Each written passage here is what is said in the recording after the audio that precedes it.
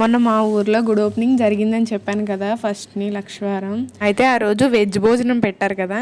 Next Sunday వచ్చేసి non veg పెడతారని చెప్పాను కదా. కాకపోతే ఊర్లో చిన్న డిస్టర్బెన్స్ జరగడం వల్ల అది పోస్ట్ పోన్ చేశారు ట్యూస్డేకి అనమాట. అంటే ఈ రోజుకి పోస్ట్ పోన్ చేశారు. ఇప్పుడు టెంపుల్కి వెళ్ళడానికే రెడీ అవుతున్నాను.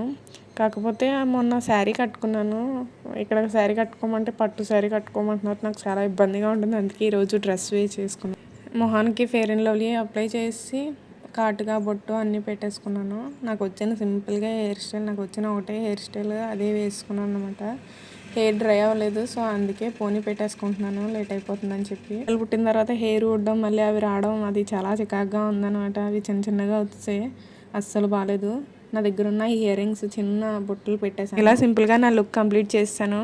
నేను ఎలా ఉన్నానో కమెంట్ చేసేయండి.